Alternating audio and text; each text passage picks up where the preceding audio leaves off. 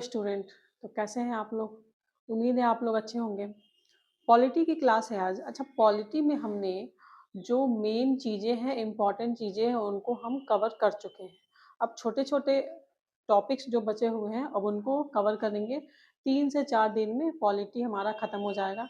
तो आप लोग जितने भी मेरा वीडियो देख रहे हैं, आप लोग प्लीज़ कमेंट करिए कि आप लोगों को अगला कौन-सा सब्जेक्ट चाहिए, कौन कौन से सब्जेक्ट का रिवीजन अ, करवाना चाहते हैं आप? आप लोग कमेंट करिए, मैं वही सब्जेक्ट शुरू करूँगी। चलिए शुरू करते हैं अपना टॉपिक। भारतीय संविधान में भारतीय संविधान के भाग 11 में अनुच्छेद 245 से 255 तक में केंद्र राज्य संबंध के उपबंधों का उल्लेख किया गया है। इसमें जो है और इसका उल्लेख जो 7वीं अनुसूची में भी किया गया है। केंद्र राज्य संबंध जो है इनका जो इनके बीच जो शक्तियों का बंटवारा है वो संघवाद की तरफ इशारा करता है और जो संघवाद प्रणाली है वो कनाडा के संविधान से लिया गया है। केंद्र तथा राज्य के मध्य जो है विधायी, प्रशासनिक, वित्तीय शक्तियों का विभाजन जो है वो किया जाता है। शक्तियों के बंटवारे के संबंध में 3 सूची, संघ सूची, राज्य सूची और समवर्ती सूची बनाई गई है। अच्छा, सूचियों के बारे में हम जब अनुसूची की क्लास कर रहे थे तो हम ऑलरेडी पढ़ चुके हैं। बहुत डिटेल में वहाँ पे हमने पढ़ा था सूचियों के बारे में। तो यहाँ हम बस ये इंट्रोड्यूस कर रही हूँ मैं बस कि संघ सूची, राज्य सूची और समवर्ती सूची में राज्य केंद्र की जो शक्तियाँ हैं उनका बँटवारा किया गया है। 42nd अमेंडमेंट जो हुआ था संशोधन 1976 में, इसमें जो है कुछ विषय थे जिनको कि समवर्ती सूची में डाल दिया गया था।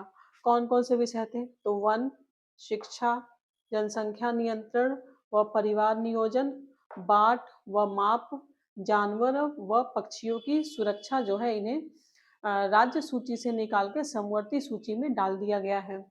अवशिष्ट विधायी शक्तियों की बात करें तो जो विषय इन 3 सूचियों में नहीं होते यानी कि संघ सूची, राज्य सूची और समवर्ती सूची में नहीं होते, उन विषयों पे कानून बनाने का अधिकार संसद के पास है। उन विषयों पे कानून संसद के द्वारा बनाया जाता है।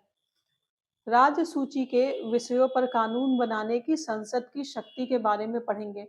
तो राज्य सूची के विषयों पे कानून अगर कोई ऐसा विषय है जो राष्ट्र हित में है, तो अनुच्छेद 249 के तहत जो है राज्यसभा अगर अपने राज्यसभा में उपस्थित सदस्यों के पूर्ण बहुमत से या फिर 2/3 बहुमत से प्रस्ताव पारित कर दे, तो राज्य सूची के विषय पे राष्ट्र हित को ध्यान में रखते हुए संसद कानून बना सकती है। लेकिन ऐसा जो कानून बनाया गया है संसद के द्वारा उसका जो समय है वो सिर्फ 1 साल तक ही रहेगा। हालाँकि संसद जितनी बार चाहे उतनी बार इस कानून की जो अवधि है लागू करने की उसको बढ़ा सकती है। राष्ट्रीय आपात के समय, राष्ट्रपति शासन के समय या फिर राज्यों की सहमति से भी संसद जो है राज्य सूची के विषय पे कानून बना सकती है। अनुच्छेद 253 कहता है कि अंतर्राज्यीय समझौता को प्रभावी बनाने के लिए संसद राज्य सूची के विषयों पे कानून बना सकती है। अब देखते हैं कि संघ के प्रमुख राजस्व स्रोत कौन-कौन से हैं? किनके द्वारा जो है संघ का जो राजस्व स्रोत है वो कौन-कौन से हैं? निगम कर, सीमा शुल्क, निर्यात शुल्क, कृषि भूमि को छोड़ के जितने भी संपदा हैं, उन पर संपदा शुल्क और विदेशी ऋण, रेल, आरबीआई और शेयर बाजार, ये सभी जो है वो संघ के राजस्व स्रोत हैं। अब राज्य के राजस्व स्रोत कौन-कौन से ये प्रमुख की बात करें, बाकी तो जो छोटे-मोटे और होंगे ही, जिनसे कि क्वेश्चन पूछा जाता है। जैसे कि कृषि भूमि से क्वेश्चन पूछा गया है कि कृषि भूमि पे जो टैक्स दिया जाता है वो किनके द्वारा कलेक्ट किया जाता है, राज्य सूची के द्वारा या फिर अ, राज्य के द्वारा या फिर केंद्र के द्वारा, तो वो संघ के राजस्व में आता है। तो नहीं सॉरी, संघ के राजस्व में नहीं, वो राज्य के अधीन होता है। राज्य जो है वो कृषि भूमि पे टैक्स कलेक्ट करती है। तो राज्य के प्रमुख स्रोत देखते हैं, राजस्व स्रोत कौन-कौन से हैं? तो व्यक्ति कर यानी कि इनकम टैक्स, कृषि भूमि पे कर, संपदा शुल्क, भूमि व भवनों पर कर, पशुओं व नौकायन कर और विक्रय कर और चुंगी, वाहनों पे चुंगी कर लगाया जाता है। वो राज्यों के द्वारा जो है कलेक्ट किया जाता है। आगे हम देख रहे थे कि केंद्र व राज्यों के विवाद को सुलझाने के लिए 4 आयोगों का गठन किया गया था। कौन-कौन से हैं? प्रशासनिक सुधार आयोग, राजमन्नार आयोग, भगवान सहाय आयोग और सरकारिया आयोग। अच्छा, इनमें से सरकारिया आयोग के बारे में बहुत बार क्वेश्चन पूछा गया है कि सरकारिया आयोग का गठन कब किया गया था या फिर किस लिए किया गया था, और सरकारिया आयोग ने अपनी रिपोर्ट जो है वो कब पेश की थी। तो सरकारिया आयोग का गठन किया गया था केंद्र व राज्य सरकार की व्यवस्थाओं व कार्य पद्धति का परीक्षण करने के लिए सरकारिया आयोग का गठन कब किया गया था? 1983 में सरकारिया आयोग का गठन किया गया था। और इन्होंने अपनी रिपोर्ट कब पेश की थी? अंतिम रिपोर्ट पेश की थी इन्होंने 1987 में। राजमन्नार आयोग से भी क्वेश्चन पूछा गया है कि राजमन्नार आयोग जो है वो किस लिए गठित किया गया था? तो केंद्र व राज्य सरकार के विवादों को सुलझाने के लिए। पुंछी आयोग का गठन कब हुआ था? 2007 में। इससे भी पूछा गया है क्वेश्चन कि पुंछी पुंछी आयोग का गठन कब किया गया था? यही क्वेश्चन पूछा गया है कि पुंछी आयोग का गठन जो है कब किया गया था? 2007 में किया गया था। और ये संबंधित किससे है? तो केंद्र व राज्यों के संबंध से संबंधित है पुंछी आयोग। अनुच्छेद, अब कुछ अनुच्छेद देख लेते हैं जो मुझे लगा कि इम्पोर्टेंट है, तो मैं बता देती हूँ। अनुच्छेद 247 जो है वो संसद शक्ति संसद के पास जो है कि ऐसी शक्ति है कि वो आपात स्थिति में अतिरिक्त कोर्ट्स की स्थापना का उपबंध जो है वो कर सकती है संसद। 247 के तहत, अनुच्छेद 247 कहता है कि संसद जो है वो, उनके पास ये शक्ति है कि वो अतिरिक्त न्यायालयों की स्थापना कर सकती है। अनुच्छेद 250 के अंतर्गत जो है क्या आता है कि आपातकाल स्थिति में संसद की शक्ति जो है कि वो राज्य सूची के विषय पे कानून बना सकती है।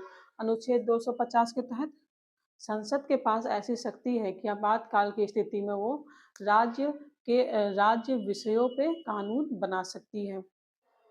चलिए, पॉलिटी में हमारा अगला टॉपिक है अंतर्राज्यीय परिषद। अंतर्राज्यीय परिषद का उल्लेख अनुच्छेद 263 में किया गया है। अंतर्राज्यीय परिषद की स्थापना किस लिए की जाती है? तो इसकी स्थापना जो है केंद्र व राज्यों के बीच समन्वय स्थापित करने के लिए अंतर्राज्यीय परिषद की स्थापना की गई है। स्थापना किसके द्वारा होता है? तो भारतीय संविधान के अनुच्छेद 263 के तहत जो है राष्ट्रपति केंद्र और राज्यों के बीच समन्वय स्थापित करने के लिए अंतर्राज्यीय परिषद की स्थापना कर सकते हैं। सरकारिया आयोग जो 1983 में गठित की गई थी, इसलिए केंद्र और राज्य के संबंधों के बारे में तो सरकारिया आयोग की अनुशंसा पे अंतर्राज्यीय परिषद की स्थापना की गई है। किसके द्वारा? तो उस समय जो जनता दल की सरकार थी, वीपी सिंह जी उस समय प्रधानमंत्री थे, उनकी अध्यक्षता में जो है कि 28 मई 1990 को अंतर्राज्यीय परिषद की स्थापना की गई। और इसके जो अध्यक्ष होते हैं अंतर्राज्यीय परिषद के, वो पीएम होते हैं। और उनके अलावा और जो सदस्य होते हैं इस परिषद के, देखते हैं उनके बारे में। तो सभी राज्यों के सीएम जो है वो अंतर्राज्यीय परिषद के सदस्य होते हैं। विधानसभा वाले जो केंद्र शासित क्षेत्र हैं, उनके सीएम भी केंद्र शासित प्रदेशों के जो प्रशासक होते हैं, वो अंतर्राज्यीय परिषद के अन्य सदस्यों में आते हैं। और राष्ट्रपति शासन वाले जो राज्य हैं, उनके राज्यपाल को भी इसका सदस्य बनाया गया है। और पीएम द्वारा 6 केंद्रीय कैबिनेट मंत्री, पीएम जिसे नामित करे, वो 6 केंद्रीय कैबिनेट मंत्री को जो है कि अंतर्राज्यीय परिषद का सदस्य बनाया गया है। अच्छा, अंतर्राज्यीय परिषद की जो बैठकें हैं वो 1 साल में कम से कम 3 बैठकें होनी चाहिए। और ये जो है कि परिषद के पास जो है कानूनी और गैर कानूनी दोनों मामलों से संबंधित जो है विषय विषय पर ये अपनी सलाह दे सकते हैं। अंतर्राज्यीय परिषद किसको राज्य केंद्र तथा राज्य के संबंधों पर। इसकी एक अस्थायी समिति होती है, तो इसकी सहायता के लिए अंतर्राज्यीय परिषद की सहायता के लिए एक अस्थायी समिति का गठन किया गया था। गठन कब किया गया था? तो 1996 में जो है एक अस्थायी समिति का गठन किया गया था अंतर्राज्यीय परिषद के लिए। सदस्य इसमें कौन-कौन होते हैं? तो इसमें सदस्य होते हैं केंद्रीय गृह मंत्री होते हैं, 5 केंद्रीय कैबिनेट मंत्री होते हैं और 9 राज्यों के सीएम जो हैं इस अस्थायी समिति के सदस्य होते हैं। अंतर्राज्यीय परिषद की सहायता के लिए एक सचिवालय की भी स्थापना की गई है। अब ये सचिवालय 1991 में स्थापित किया गया था। भारत सरकार का एक सचिव जो है इसका प्रमुख जो है इस सचिवालय का प्रमुख कौन होता है? तो भारत सरकार का एक सचिव जो होता है वो अंतर्राज्यीय परिषद सचिवालय का जो चीफ होता है वो होता है। प्रथम बैठक अंतर्राज्यीय परिषद की पहली जो बैठक हुई थी वो 10 अक्टूबर 1990 को हुई थी। अध्यक्ष कौन थे? वीपी सिंह उनके अध्यक्ष थे। अब नेक्स्ट हमारा टॉपिक है निर्वाचन आयोग। निर्वाचन आयोग ये इम्पोर्टेंट है, इससे तो बहुत बार क्वेश्चन पूछा ही जाता है, एक न एक क्वेश्चन इससे रहेगा ही रहेगा। निर्वाचन आयोग किसमें उल्लेखित है? तो भारतीय संविधान के भाग 15 में और अनुच्छेद 324 से 329 जो है निर्वाचन आयोग के बारे में उल्लेखित किया गया है। स्थापना कब हुआ था? तो 25 जनवरी 1950 को निर्वाचन आयोग की स्थापना की गई थी। निर्वाचन आयोग जो है एक अस्थायी संवैधानिक निकाय है। निर्वाचन आयोग के जो मुख्य निर्वाचन आयुक्त होते हैं और अन्य निर्वाचन आयुक्त होते हैं उनकी नियुक्ति कौन करता है? तो उनकी नियुक्ति राष्ट्रपति के द्वारा मुख्य निर्वाचन आयुक्त और अन्य निर्वाचन आयुक्तों की नियुक्ति की जाती है। किनके द्वारा? राष्ट्रपति के द्वारा। मुख्य चुनाव आयुक्त जो होते हैं इनका कार्यकाल 6 वर्ष का होता है या फिर 65 साल की आयु तक, जो भी पहले पूरी हो जाए। या तो 6 साल तक ये कार्य करते रहें या फिर इनकी उम्र 65 साल हो जाएगी तो इन्हें इस पद से हटा दिया जाएगा। और अन्य जो निर्वाचन आयुक्त है उनका कार्यकाल 6 वर्ष तक होता है और 62 वर्ष की आयु तक होता है। अब 1993 में पहले जो है ये निर्वाचन आयोग में जो है पहले एक ही सदस्य होता था, लेकिन 1993 में इसे 3 सदस्यीय आयोग बना दिया गया था। निर्वाचन आयोग के कार्य की बात करें, अब इससे क्वेश्चन बहुत बार पूछा गया है कि कौन से कार्य निर्वाचन आयोग का है और कौन सा नहीं है। तो चुनाव क्षेत्रों का परिसीमन, निर्वाचन आयोग के कार्य की बात करें तो चुनाव क्षेत्रों का परिसीमन, मतदाता सूची तैयार करना, राजनीतिक दलों को मान्यता प्रदान करना और चुनाव चिन्ह, जितने भी राजनीतिक दल हैं उन्हें कौन सा चुनाव चिन्ह दिया जाएगा वो चुनाव आयोग के द्वारा ही निर्णय किया जाता है। चुनाव करवाना, राजनीतिक दलों के लिए आचार संहिता तैयार करवाना। अब ईवीएम की बात करें। ईवीएम जो है ईवीएम का प्रयोग सबसे पहले केरल में किया गया था। केरल के पारूर विधानसभा में मई 1982 में सबसे पहले ईवीएम का प्रयोग के द्वारा जो है विधानसभा का चुनाव करवाया गया था। गोवा जो है गोवा पहला राज्य था जहां पूरा का पूरा चुनाव जो है कराने वाला प्रथम राज्य था। कब? 1999 में जो है गोवा ने पूरा चुनाव जो है अपना ईवीएम के थ्रू करवाया था। और संपूर्ण आम चुनाव कब करवाया गया था ईवीएम के थ्रू? तो 2004 में संपूर्ण आम चुनाव करवाया गया था ईवीएम के थ्रू। अब ईवीएम की विश्वसनीयता के लिए वीवीपैट की सहायता ली गई। वीवीपैट के द्वारा क्या होता है कि जब भी कोई व्यक्ति अपना वोट मतदान करता है तो उसी समय एक पर्ची निकल आती है जिसपे कि चिन्ह छपा होता है, राजनीतिक चिन्ह छपा होता है और जिस व्यक्ति को वोट दिया गया है उसका नाम छपा होता है। तो ईवीएम की विश्वसनीयता के लिए वीवीपैट की मशीन जो है वो बनाई गई। इसका प्रयोग सबसे पहले नागालैंड में हुआ था। वीवीपैट का प्रयोग कहाँ हुआ था सबसे पहले? नागालैंड में हुआ था 2013 में। और 2013 में ही भारत इलेक्ट्रॉनिक्स लिमिटेड और इलेक्ट्रॉनिक्स कॉरपोरेशन इंडिया के द्वारा वीवीपैट मशीन जो है वो बनाई गई थी 2013 में। निर्वाचन आयोग की स्वतंत्रता के लिए संवैधानिक प्रावधान कौन कौन से हैं? तो जो मुख्य चुनाव आयुक्त हैं उनको महाभियोग के द्वारा ही हटाया जा सकता है। मुख्य चुनाव आयोग को हटाने की जो प्रणाली है वो महाभियोग के द्वारा ही किया जा सकता है। मुख्य चुनाव आयुक्त का सुप्रीम कोर्ट के जज के समान दर्जा होता है और इनका जो वेतन है, मुख्य चुनाव आयुक्त का जो वेतन है वो भारत की संचित निधि से दिया जाता है। 1993 में जाली मतदान से बचने के लिए चुनाव आयोग द्वारा जो है कि फोटो के साथ पहचान पत्र का उपयोग किया जाने लगा जाली मतदान से बचने के लिए और जो है कि मतदान पे नियंत्रण रखने के लिए फोटो युक्त पहचान पत्र का उपयोग किया जाने लगा। मतदान जो है वो कानूनी अधिकार होता है, ना कि मौलिक अधिकार के अंतर्गत आता है। चुनाव आयोग में अब हम आगे देखेंगे कि राष्ट्रीय दल का दर्जा हासिल करने के लिए आवश्यक शर्तें कौन कौन सी है।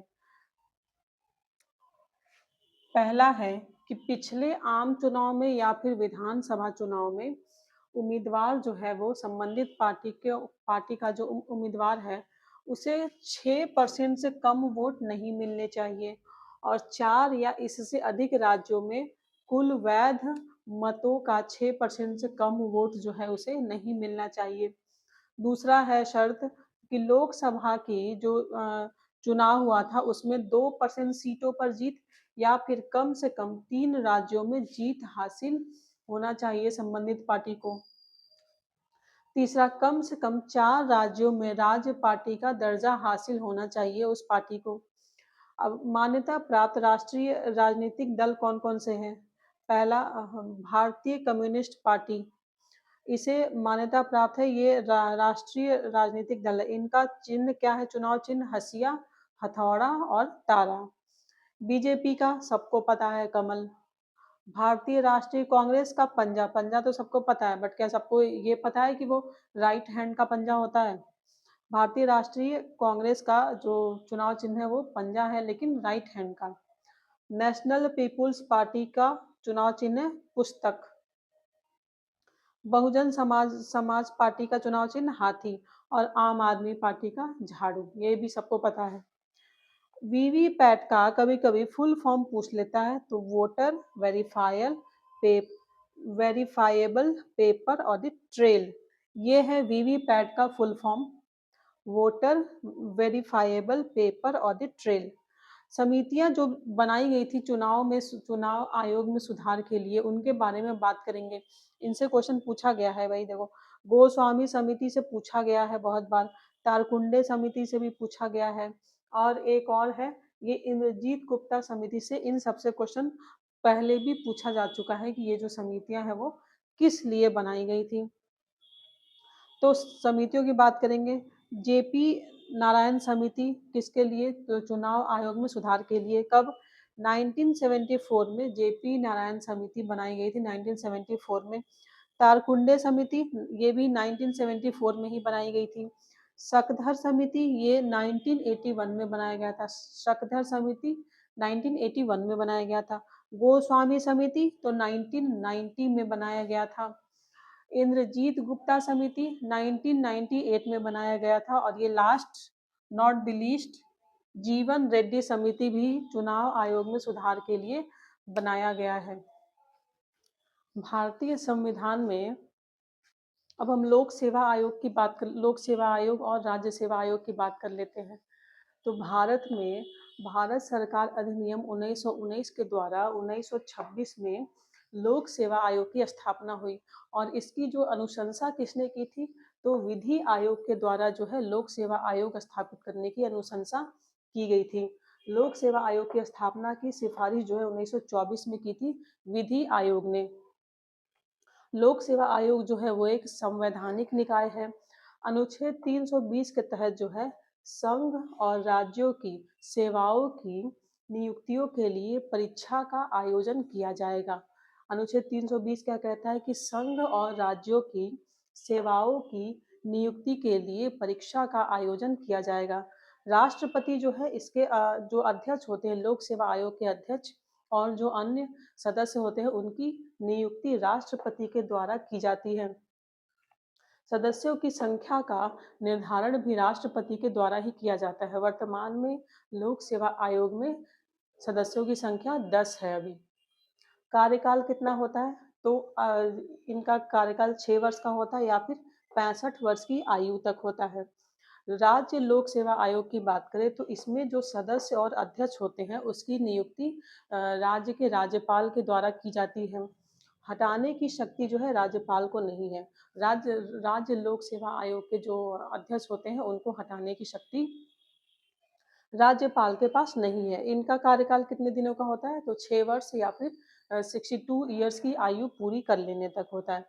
अनुच्छेद 317 के तहत जो है राष्ट्रपति के द्वारा राज्य लोक सेवा आयोग के जो अध्यक्ष हैं या फिर सदस्य उनको हटाया जा सकता है। अनुच्छेद 317 के तहत जो है राष्ट्रपति के द्वारा राज्य लोक सेवा आयोग के अध्यक्ष और सदस्यों को हटाया जा सकता है। अब ये अनुच्छेद इम्पोर्टेंट है, अनुच्छेद 320 भी इम्पोर्टेंट है। अब वित्त आयोग की बात करते हैं तो वर्तमान में 16वां वित्त आयोग गठित किया गया है 2023 में, जिसके अध्यक्ष कौन है? तो अरविंद पनगड़िया हैं 16वें वित्त आयोग के अध्यक्ष। वित्त आयोग जो है वो भारतीय संविधान के अनुच्छेद 280 में उल्लेख किया गया है। वित्त आयोग के बारे में अनुच्छेद 280 में उपबंध दिए गए हैं। राष्ट्रपति जो है वो इनके जो अध्यक्ष हैं वित्त आयोग के अध्यक्ष और सदस्य उनकी नियुक्ति राष्ट्रपति के द्वारा की जाती है। तो वित्त आयोग में एक अध्यक्ष होते हैं और 4 सदस्य होते हैं। अनुच्छेद 281 के तहत जो है कि राष्ट्रपति वित्त आयोग की सिफारिशों को संसद के जो दोनों सदन है उनके समक्ष प्रस्तुत करते हैं। अनुच्छेद 281 क्या कहता है कि राष्ट्रपति वित्त आयोग के सिफारिशों को संसद के दोनों सदनों के समक्ष प्रस्तुत करते हैं। राज्य वित्त आयोग का अनुच्छेद किसमें दिया गया है? राज्य वित्त आयोग का यह स्थापना जो है अनुच्छेद 243 झ के तहत जो है राज्य वित्त आयोग की स्थापना की गई है। वित्त आयोग जो है वो वित्तीय प्रशासन को पारदर्शिता लाता है। वित्त आयोग क्या करता है? जो वित्तीय प्रशासन है राज्य और संघ में उनमें पारदर्शिता लाता है। इनका कार्य क्या है?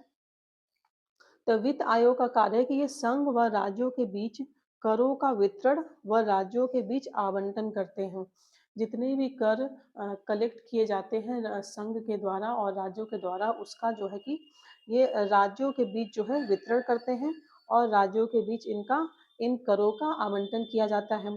भारत की संचित निधि में से राज्यों के राजस्व में सहायता अनुदान को शासित करने वाले सिद्धांतों का उल्लेख करते हैं वित्त आयोग। वित्त आयोग क्या करते हैं? भारत की संचित निधि में से राज्यों के राजस्व में सहायता अनुदान को शासित करने वाले सिद्धांतों का उल्लेख करते हैं।